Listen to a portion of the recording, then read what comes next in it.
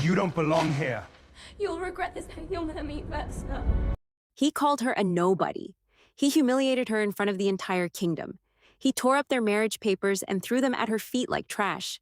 But what the prince didn't know was that the woman he just rejected held a secret that could destroy his entire throne. She wasn't poor. She wasn't a nobody.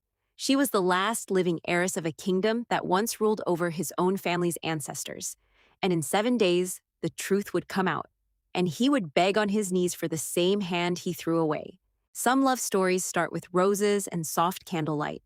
This one starts with a slap, a torn wedding contract, and a girl standing alone in the rain outside a palace gate that was never meant to open for her. Her name was Elira. To the people of Vaymore, she was just a seamstress's daughter, quiet, humble, and used to being overlooked. She mended clothes for noble families who never bothered to learn her name. She lived in a small house with cracked walls, where the wind slipped through the windows at night, and she wrapped herself in old blankets just to stay warm. Nobody looked twice at her, nobody except one person, and even he didn't know what she truly was. His name was Prince Adrian, heir to the throne of Vaymore. Cold eyes, sharp voice, a man raised to believe that power was the only language worth speaking. He didn't marry Elira for love. He married her because his grandmother, on her deathbed, made him promise to fulfill an old family debt, a promise made generations ago to a mysterious ally whose bloodline had vanished from records. Nobody in the royal family remembered why the promise existed.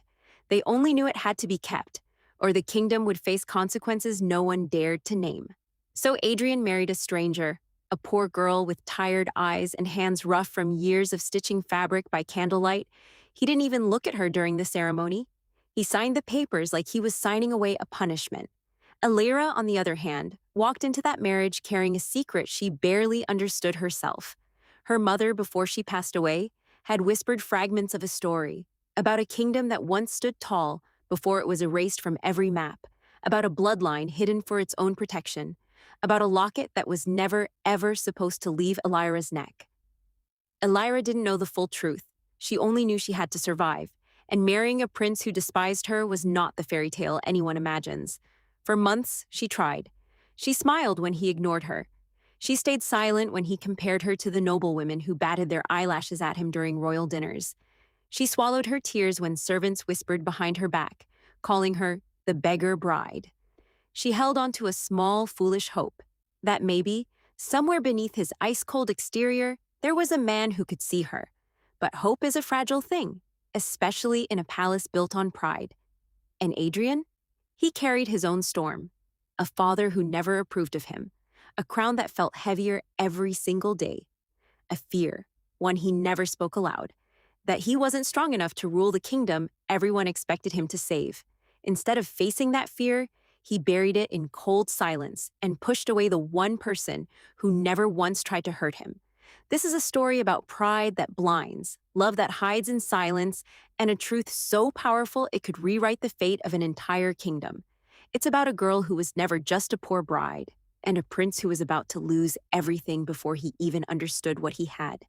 Because sometimes the person you throw away in anger is the very person meant to save you. To understand how Adrian and Elira ended up here, we have to go back. Not just months, but years, decades even, back to a kingdom that no longer exists on any map. Solvaine. Long before Vaymore became the powerful kingdom it is today, Solvaine stood as its equal, a smaller nation, but fiercely proud, known for its healers, its scholars, and a royal bloodline said to carry a rare gift, the ability to sense truth from lies simply by touch. When Vaymore was struck by a plague that wiped out nearly a third of its people, it was Solvaine's royal family who crossed the border with medicine, knowledge, and healers, asking for nothing in return. Vaymore's king at the time, humbled and desperate, made a vow before his entire court that his bloodline would forever protect Solvaine's bloodline, no matter what came. A vow sealed not just in words, but in a locket, half given to Solvaine's heir, half kept in Vaymore's royal vault. Then, one brutal winter, Solvaine was attacked by a rival kingdom hungry for its healing knowledge. The palace burned. The royal family was presumed dead. Solvaine disappeared from history books within a generation, remembered only as a footnote, a cautionary tale about how quickly power can vanish. but one person survived that night. A young Solvaine princess, smuggled out by a loyal handmaiden, raised in secrecy far from any palace, taught to hide who she truly was. That princess grew old, had a daughter, who had a daughter of her own. And the line continued quietly, generation after generation, each mother whispering the same warning to her daughter. Never reveal what you carry until you know it's safe. Elira was the final link in that chain. Her mother had planned to tell her everything on her 18th birthday. But illness took her mother first, leaving Elira with only broken pieces of the story and a locket she was told never to remove. The very locket that matched the one still sitting, untouched, in Vamore's royal vault for over 80 years. Meanwhile, in Vamore, Adrian's grandmother, the old queen, was one of the few who still knew the truth. She had spent years quietly searching for any remaining trace of Solvaine's bloodline, driven by guilt over a promise her own family had let fade into myth. When her spies finally found a girl in a forgotten village, wearing a locket that matched palace records exactly, she knew. And on her deathbed, she made Adrian promise to marry that girl, without explaining why, because she feared if the wrong ears heard the truth too soon, Elira's life would be in danger. Adrian agreed, thinking it was a strange, sentimental request from a dying woman. He never imagined the seamstress he married in a quiet, rushed ceremony was the reason his own ancestors once bled to keep a promise alive. And Elira never imagined that the cold prince she married was the descendant of the very family her bloodline had once saved, and was, without knowing it, still bound to protect her. Neither of them knew, and that not knowing became the seed of everything painful that followed. 6 months into the marriage, the cracks became impossible to ignore. Adrian's father, the king, had grown suspicious of the sudden marriage his own mother arranged before dying. He didn't know the history of Solvaine. That knowledge had nearly died with the old queen, but he knew enough to be threatened. A council formed by nervous nobles began whispering that this nobody bride might be a spy, a manipulator, someone using the prince to steal influence over the throne. Adrian, already exhausted from the pressure of ruling a kingdom he didn't feel ready for, let those whispers plant doubt where trust should have grown instead. He watched her from across the dinner table some nights, and for a brief second, something in him softened.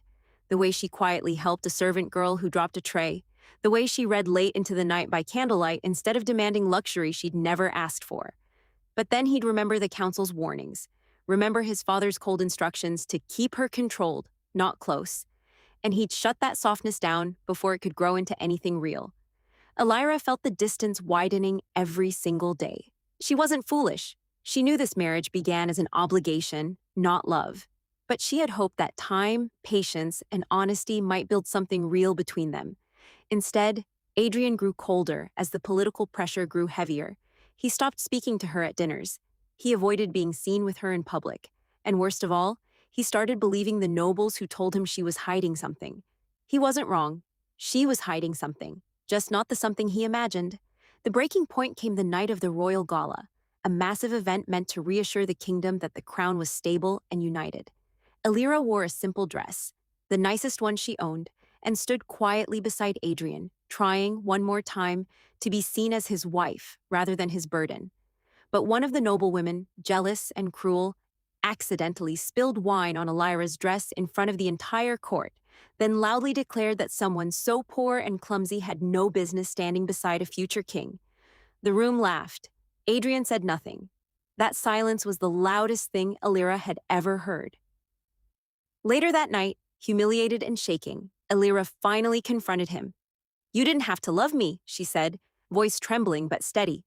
"But you could have at least defended me as a human being." Adrian, drowning in his own stress and cornered by months of political pressure, snapped back with words he could never take back. That the marriage was a mistake, that she didn't belong in this world, that she should have never come into his life at all. He didn't mean the depth of what he said, but intention doesn't erase impact. Elira removed her wedding ring that night and placed it on the table without a word. The next morning, Adrian, still furious and unaware of what he was truly discarding, signed the annulment papers his father had been pushing for weeks, papers that would send Elira away from the palace entirely, back to a life of poverty, as if the last several months meant nothing. What neither of them knew was that the annulment papers, once filed with the Royal Archive, would automatically trigger a review of Elira's registered identity. a routine formality no one had bothered with before. And buried deep in that identity check was a record connected to an old dusty file, the last known bloodline of Solvaine, matched by a locket description logged nearly a century ago. The truth was about to surface, not because anyone planned it, but because pride, cruelty, and one careless decision had set it in motion. 7 days after the annulment, the palace was thrown into chaos.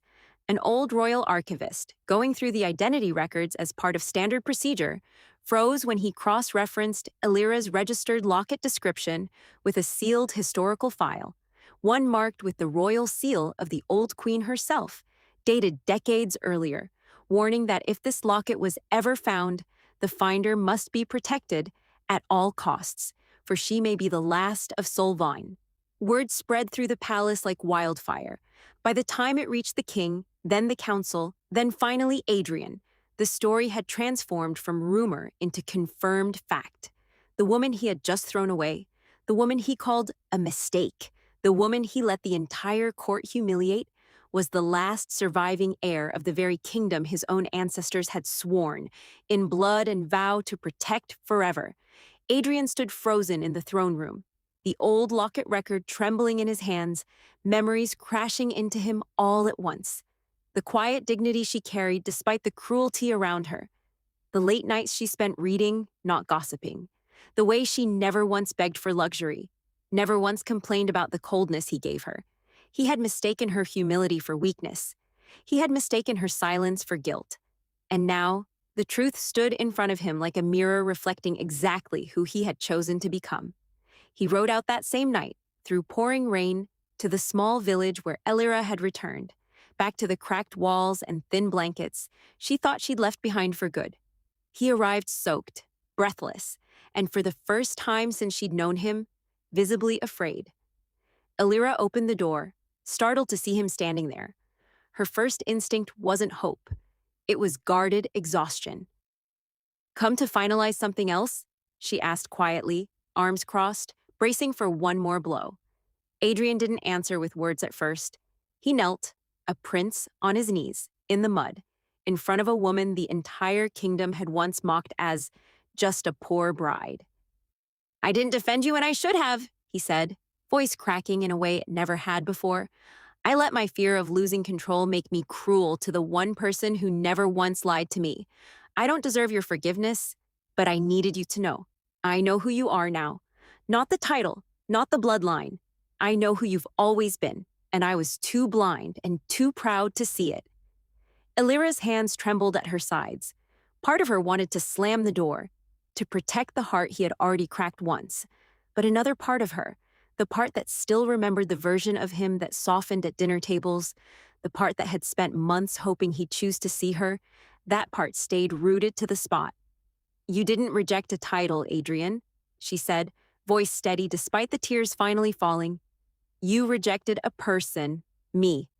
Before you knew what I carried, before any of this truth came out, you still chose to make me feel small. That's not something a crown can undo." Rain fell harder around them both. Adrian didn't move from his knees. "Then let me spend every day proving it wasn't the truth of who I am," he said. "Not for the kingdom, not for the council. For you." The silence between them stretched long, heavy, uncertain. The kind of silence where an entire future hangs in the balance, waiting to see which way it will fall. Elira didn't answer him that night. She simply asked him to leave, not out of hatred, but because some wounds need space before they can even begin to heal. Adrian left without arguing, understanding for the first time that respect sometimes means giving someone room to choose, rather than demanding an answer on his timeline. Over the following weeks, something quietly shifted. Adrian didn't return with grand gestures or royal announcements. Instead, small things arrived. A letter, handwritten, no royal seal. Just an honest apology, one paragraph long, admitting exactly where he had failed her. A basket of medicine for the village healer, sent anonymously at first, until the healer mentioned who had actually paid for it. He didn't use his power to force her back into palace life. He used it quietly to support the village she loved, without asking for anything in return.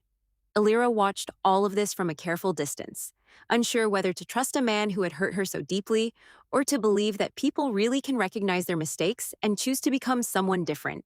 She thought about her mother's warnings, about hiding, about protecting herself first, but she also thought about the version of Adrian she'd glimpsed in quiet moments, buried under fear and pressure, and wondered if that version deserved a real chance, not because of a crown, but because of who he was choosing to be now. 3 months later, Adrian returned to the village one final time, not as a prince demanding an answer, but simply as a man asking for a conversation. He told her the council had been informed of the true history between their bloodlines, that the annulment could remain in place forever if that was what she truly wanted, and that he would respect whatever she chose, even if it meant never seeing her again. Elira looked at him for a long moment. Then she asked one simple question. If I said yes to trying again, not because of Solvaine, not because of any old promise, but just for us, could you promise me you'd never let silence speak louder than defending me again? Adrian didn't hesitate. I promise. It wasn't a fairy tale reunion with trumpets and a grand royal wedding replay. It was quieter than that. Two people choosing, deliberately and honestly, to rebuild something that pride had once broken. Elira eventually returned to the palace, not as the poor bride the court once mocked, but as a woman who had earned genuine respect, standing beside a prince who had learned, painfully, what it truly meant to protect someone. The kingdom of Solvaine was never fully restored. Some things, once lost to history, stay lost. But its legacy lived on, not in castles or crowns, but in a promise finally kept the right way, not out of obligation, but out of choice. Sometimes, the people we underestimate are carrying more strength than we'll ever know. Sometimes, pride costs us the very thing we can never get back. Adrian didn't fall in love with a hidden heiress. He fell in love with the woman she was all along, poor or not, title or not. The real question isn't whether love can survive humiliation and pride. It's whether we're brave enough to say, I was wrong, before it's too late. If someone in your life is quietly proving their worth every single day, are you paying attention or are you waiting for a crown to make you notice?